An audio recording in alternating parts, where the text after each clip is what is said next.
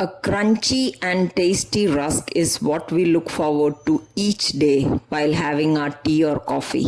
So why not make it, dear friends? With all these ingredients, it is very simple and easy to make.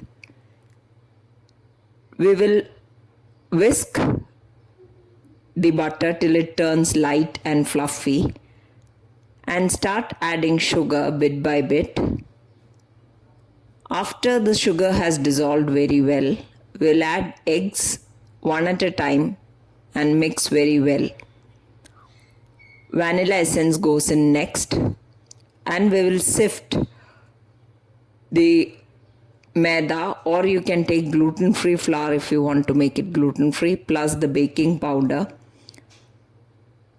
With a cut and fold method, mix that well so that there are no dry ingredients left, and you can add a bit of color too, drop of color, that is totally optional.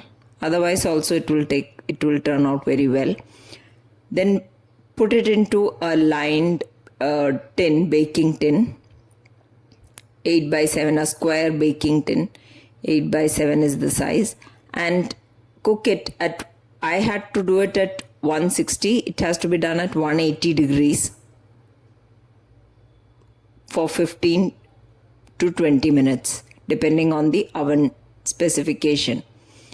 After that, take it out. It has come out very well. When the skewer comes out clean, take it out. Once it cools down, cut it into pieces and spread it on an oven tray. These rusks, to make rusks out of this vanilla cake, it has to be twice baked on each side for 10 to 15 minutes depending on the color, how deep you want the color to be. So 10 to 15 minutes at 170 to 180 degrees C. You can hear how crunchy it has got, and this is still hot. Yes. So once it cools down, it will get all the more tastier and crunchier.